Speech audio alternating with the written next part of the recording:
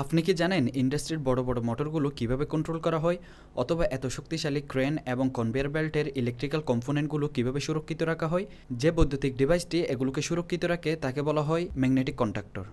আজকে জানবো magnetic conductor কী, কত প্রকার এবং এটা কিভাবে কাজ করে এবং কত রেটিংয়ের ম্যাগনেটিক কন্ডাক্টর ব্যবহার করা হয়। চলেন তাহলে শুরু করা যাক। প্রথমে দেখব ম্যাগনেটিক কন্ডাক্টর কী।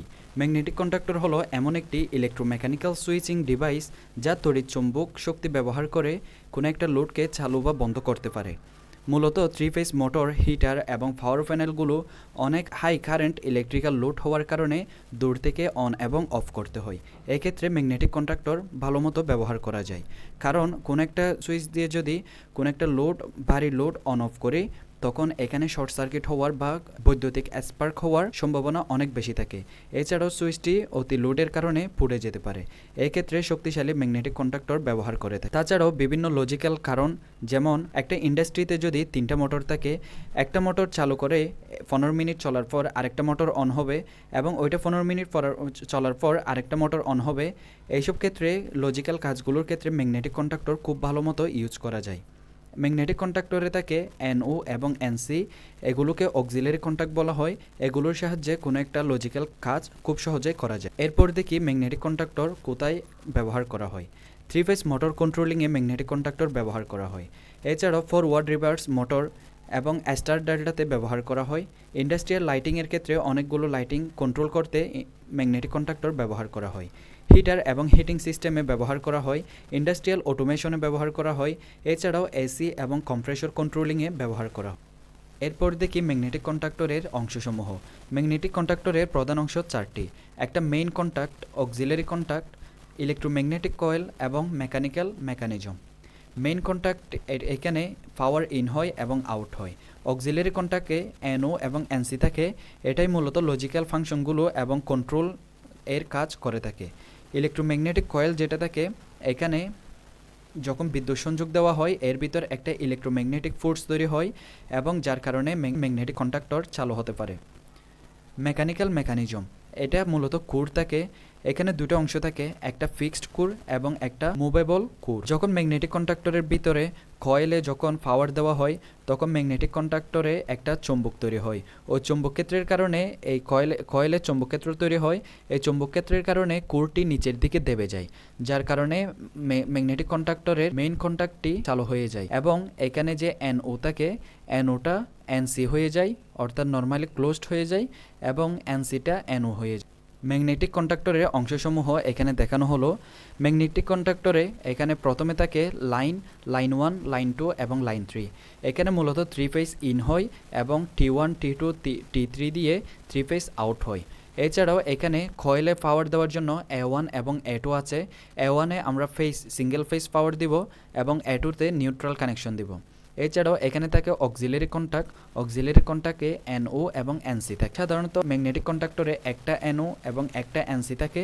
যদি আমাদের আরও অতিরিক্ত NO এবং NC লাগে, এটার জন্য অ্যাড অন ব্লক নামে আমরা এক্সট্রা আরেকটা ব্লক ইউজ করে থাকি। এবার দেখি ম্যাগনেটিক কন্ডাক্টর কিভাবে কাজ করে। ম্যাগনেটিক কন্ডাক্টরের এটা কয়েল, এখানে যখন বিদ্যুৎ সাপ্লাই দেওয়া হয় এবং এখানে নিউট্রাল দেওয়া হয়, এর ভিতরে একটা ম্যাগনেটিক কয়েল বা ম্যাগনেটিক ফিল্ড তৈরি হয়। এই ম্যাগনেটিক ফিল্ডের কারণে যখন এই NOটা, এখানে যে কন্ট্যাক্ট আছে, কন্ট্যাক্টগুলো লেগে যায়। এটা আর্মেচারটা এদিকে চালানো হয়, যার কারণে এই কন্ট্যাক্টগুলো লেগে যায়, যার কারণে L1, L2 এবং L3 দিয়ে লাইন ইন হলে এটা এখান দিয়ে এসে T1, T2 এবং T3 দিয়ে আউট হয়। এছাড়াও এটা যখন এদিকে লেগে যাবে, তখন এই NOটা NC হয়ে যাবে, অর্থাৎ এখানে ওপেন ছিল, যখন এটা এদিকে টান হবে তখন এটা ওপেন থেকে ক্লোজড হয়ে যাবে এবং এখান দিয়ে বিদ্যুৎ চালিত হবে। এছাড়াও এটা নর্মালি ক্লোজড, অর্থাৎ এটা NC থাকে, যখন এদিকে চালানো হবে তখন এটা NO হয়ে যাবে, অর্থাৎ এটা ওপেন হয়ে যাবে। এখানে দেখা যাচ্ছে এই যে যখন কয়েলে আমরা কারেন্ট দিব বা নির্দিষ্ট রেটিংয়ের একটা কারেন্ট দিব, তখন এই আর্মেচারটা এদিকে চালিত হবে, যার কারণে এখানে কন্ট্যাক্টগুলো ক্লোজড হয়ে যাবে এবং L1 থেকে T1, L2 থেকে T2 এবং L3 থেকে T3-তে পাওয়ার আউট হতে পারবে এবং NOটা NC হয়ে যাবে এবং NCটা NO হয়ে যাবে।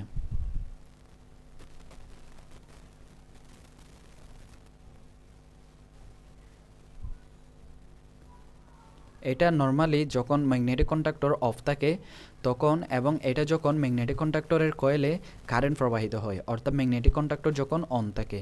যখন অফ থাকবে তখন এটা লাইন এখানে সিঙ্গেল 3 ফেজ লাইন ঢুকবে এবং এই কন্ট্যাক্টটা এটার সাথে যুক্ত হবে না, যার কারণে এই কারেন্টগুলো, এই পাওয়ারগুলো এখান থেকে এখানে বের হতে পারবে না, যেহেতু এখানে কোনো কন্ট্যাক্ট নাই, এই যে এটার সাথে কোনো সংযোগ নাই। এবং যখন কয়েলে পাওয়ার দিব, এই কয়েলে পাওয়ার দেওয়ার কারণে এখানে একটা চৌম্বক ক্ষেত্র তৈরি হবে, যার কারণে এই কোরটা, লোহার কোরটা নিচের দিকে দেবে যাবে, এবং দেবে যাওয়ার কারণে এই কন্ট্যাক্ট, এটা যখন এখানে ওপেন ছিল এটা নিচের দিকে দেবে গেলে এটা এটার সাথে যুক্ত হয়ে যাবে। এই যে এটার সাথে যুক্ত হয়ে গেলে এখান থেকে কারেন্টগুলো আউট হতে পারবে। এভাবে ম্যাগনেটিক কন্ডাক্টরটা কাজ করে। যখন এখানে পাওয়ার কাট করে দেওয়া হয়, অর্থাৎ কয়েলে যখন কোনো পাওয়ার দেওয়া না হয়, তখন এই স্প্রিংগুলোর সাহায্যে উপরের দিকে উঠে যায় এবং এখানে কোনো বিদ্যুৎ চৌম্বক ক্ষেত্র তৈরি হয় না, যার কারণে এটা আগের অবস্থায় ফিরে যায় এবং এখানে কন্ট্যাক্ট ক্লোজ হয়ে যায়। এবার দেখব ম্যাগনেটিক কন্ডাক্টরে কিভাবে এবং কত রেটিংয়ে সেট করতে হয়। ম্যাগনেটিক কন্ডাক্টরে মূলত 4 ধরনের ভোল্টেজ রেটিং বা কারেন্ট রেটিং থাকে। প্রথম কারেন্ট রেটিং এটা হলো ম্যাগনেটিক কন্ডাক্টরের জন্য। এটা ম্যাগনেটিক কন্ডাক্টরের আমরা যদি মোটরের জন্য ইউজ করে থাকি, তাহলে মোটরের গায়ে যত রেটিং লিখে থাকবে ফুল লোড অবস্থায়, তত রেটিংয়ের ম্যাগনেটিক কন্ডাক্টর বা তার থেকে একটু বেশি রেটিংয়ের ম্যাগনেটিক কন্ডাক্টর নিতে হবে। এবং যত ভোল্টেজ রেটিং লেখা থাকবে, তত ভোল্টেজ রেটিং বা এর থেকে একটু বেশি রেটিংয়ের ম্যাগনেটিক কন্ডাক্টর নির্বাচন করতে হবে। এবং এখানে কয়েলে একটা ভোল্টেজ থাকে, এই কয়েলের ভোল্টেজটা আমরা লোড অনুসারে করব না, কারণ এই কয়েলে ম্যাগনেটিক কন্ডাক্টরের ভিতরে কয়েলটা থাকে, তাই কয়েলের গায়ে যত রেটিং লিখে থাকবে এটা ম্যাগনেটিক কন্ডাক্টরের বাইরে একটা চার্টে বা মেনুতে লিখে থাকবে। ওইখানে কয়েলের ভোল্টেজ এবং কয়েলের কারেন্ট রেটিং অনুসারে আমরা এখানে ইন করব। কয়েলের কারেন্ট রেটিং সাধারণত 24 volt AC DC, 110 volt AC এবং 230 ভোল্ট বা 220 ভোল্ট এসি কারেন্ট হয়ে থাকে। যখন ম্যাগনেটিক কন্ডাক্টরের ভিতর প্রয়োজনীয় কারেন্ট দিব, অর্থাৎ কয়েলে কারেন্ট চালনা করব, তখন ম্যাগনেটিক কন্ডাক্টরটা অন হবে, যার কারণে এখানে 3 ফেজ লাইন ইন হলে L1 L2 L3 দিয়ে ওগুলো T1 T2 T3 দিয়ে আউট হবে। এরপরে দেখব ম্যাগনেটিক কন্ডাক্টর কেন ইউজ করব, অর্থাৎ এটা সুবিধাটা কি। যখন আমরা নর্মাল একটা সুইচ ইউজ করি তখন এখানে অনেক বেশি স্পার্ক হয়।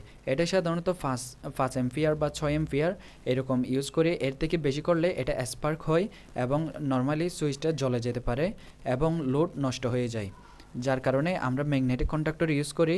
এছাড়াও এখানে বিভিন্ন লজিক্যাল কন্ট্রোল যেমন NO NC, এই লজিক্যাল কন্ট্রোলগুলো নর্মাল সুইচ দিয়ে করা যায় না। যেমন ইন্ডাস্ট্রিতে যদি 6টা মোটর থাকে, আমি 3টা চালাবো এবং 3টা অফ রাখবো, এর পরবর্তী 3টা অটো অন হয়ে যাবে এবং আর 3টা প্রথমে যেগুলো চলছিল ওগুলো বন্ধ হয়ে যাবে।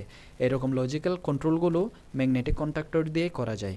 এগুলো নর্মালি সুইচ দিয়ে করতে গেলে অনেক রিস্ক এবং এগুলো অনেক সময় নষ্ট হয়। এছাড়াও বড় বড় ইন্ডাস্ট্রিগুলোতে যখন কয়েক সেকেন্ডের জন্য প্রধান মোটরগুলো অফ রাখা হবে, তখন ইন্ডাস্ট্রি অনেক বড় ক্ষতি হয়ে যেতে পারে।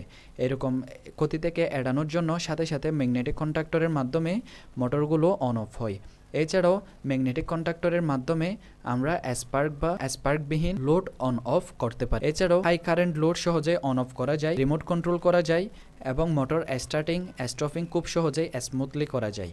NO এবং NC অক্সিলারি কন্ট্যাক্ট দিয়ে কন্ট্রোল সার্কিট তৈরি করা যায় এবং PLC, টাইমার, রিলে এগুলো দিয়ে সহজে ম্যাগনেটিক কন্ডাক্টরের সাথে সংযোগ করে বিভিন্ন কন্ট্রোল ডিভাইস চালনা করা যায়। বারবার অন অফ করার জন্য উপযোগী সুইচিং ডিভাইস হলো ম্যাগনেটিক কন্ডাক্টর।